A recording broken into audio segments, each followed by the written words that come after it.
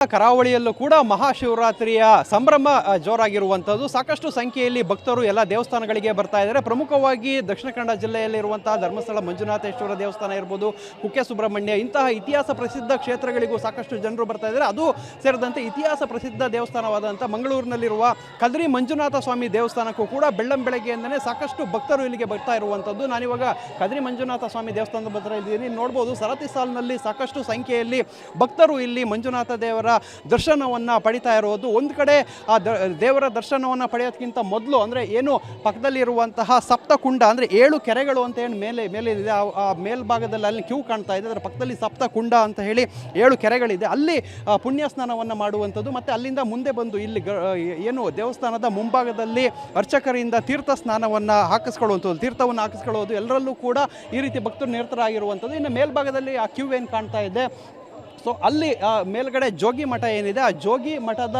ಸಂಬಂಧಪಟ್ಟಂಥ ಒಂದು ಶಿವಲಿಂಗು ಇದೆ. ಅಲ್ಲಿಗೆ ಭಕ್ತಾದಿಗಳಿಗೆ ಅಭಿಷೇಕ ಮಾಡಲಿಕ್ಕೆ ಅವಕಾಶ ಕೊಡ್ತಾರೆ. ಆ 7 ಕೆರೆಗಳೇನಿದೆ ಅಲ್ಲಿಂದ ನೀರನ್ನು ತೆಗೆದುಕೊಂಡು ಹೋಗಿ, ಅಂದರೆ ಗೋಮುಖ ಗಣೇಶನ ಮುಖದ ಭಾಗದಲ್ಲಿ ಬರುವಂತಹ ನೀರನ್ನು ತೆಗೆದುಕೊಂಡು ಹೋಗಿ ತಾವೇ ಸ್ವತಃ ಅಭಿಷೇಕ ಮಾಡಲಿಕ್ಕೆ ಎಲ್ಲ ರೀತಿಯ ವ್ಯವಸ್ಥೆಯನ್ನು ಮಾಡಿರುವಂಥದ್ದು. ಶಾಮಿಯಾನವನ್ನು ಹಾಕಿ, ಅಂದರೆ ಮುಂದಿನ ಹಂತಗಳಲ್ಲಿ ಅಂದರೆ 12-1 ಗಂಟೆ ಸಂಜೆವರೆಗೂ ಕೂಡ ಇರೋದ್ರಿಂದ, ಬಿಸಿಲಾಗೋದ್ರಿಂದ ಅಲ್ಲಿ ಶಾಮಿಯನ್ನು ಹಾಕಿ ಭಕ್ತರಿಗೆಲ್ಲರಿಗೂ ಕೂಡ ನೆರಳಿನ ವ್ಯವಸ್ಥೆಯನ್ನು ಮಾಡಿರುವಂಥದ್ದು.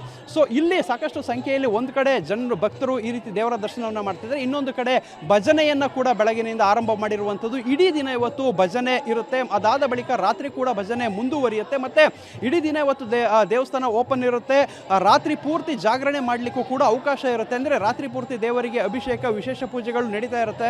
ಮಧ್ಯರಾತ್ರಿ 12 ಗಂಟೆಗೆ ಒಂದು ಮಹಾಪೂಜೆ ಆಗುತ್ತೆ. ಅದಾದ ನಂತರ ಆ ಪೂಜೆಗಳು, ಅಭಿಷೇಕ ಯಾವುದೂ ಇರೋದಿಲ್ಲ. ಅದಾದ ನಂತರ ಜಾಗರಣೆಗೆ ಇಲ್ಲಿ ಅವಕಾಶವನ್ನು ನೀಡಲಾಗುತ್ತೆ. ಇಲ್ಲಿ ಸಪ್ತ ಕುಂಡಗಳು ಮತ್ತು ದೇವಸ್ಥಾನದ ವರಾಂಡ ಸುತ್ತಮುತ್ತ, ಆ ದೇವಸ್ಥಾನದ ಗರ್ಭಗುಡಿ ಹಿಂಭಾಗ ಎಲ್ಲ ಕಡೆ ಕೂಡ ಜಾಗರಣೆ ಮಾಡಲಿಕ್ಕೆ ಅವಕಾಶವನ್ನು ಪ್ರತಿ ವರ್ಷ ಆಗುತ್ತೆ. ಅದೇ ರೀತಿ ಈ ವರ್ಷ ಕೂಡ ಮಾಡಿರುವಂಥದ್ದು. ಸೊ ಸಾಕಷ್ಟು ಜನರು ಭಕ್ತರೇ ಬಂದು ಇವತ್ತು ಜಾಗರಣೆಯನ್ನು ಇಲ್ಲಿ ಮಾಡುವಂಥದ್ದು. ಮತ್ತು ಸಾಕಷ್ಟು ಸಂಖ್ಯೆಯಲ್ಲಿ ಹೊರಗಡೆಯಿಂದನೂ ಕೂಡ ಪ್ರವಾಸಿ ಭಕ್ತರು ಇಲ್ಲಿಗೆ ಬಂದು ಮಂಜುನಾಥನ ಕೃಪೆಗೆ ಪಾತ್ರರಾಗ್ತಾ ಇರುವಂಥದ್ದು. ಸೊ ಮಂಗಳೂರು ಸುತ್ತಮುತ್ತ ಇರುವಂತಹ ಎಲ್ಲ ಶಿವನ ಟೆಂಪಲ್ಗಳಲ್ಲೂ ಕೂಡ ಇದೇ ರೀತಿಯ ವಾತಾವರಣ, ಒಂದು ಸಂಭ್ರಮದ ವಾತಾವರಣ. ಎಲ್ಲರ ಮನೆಗಳಲ್ಲೂ ಓಂ ನಮಃ ಶಿವಾಯ ಅನ್ನೋ ಮಂತ್ರ ಘೋಷಣೆ ಆಗ್ತಾ ಇದೆ.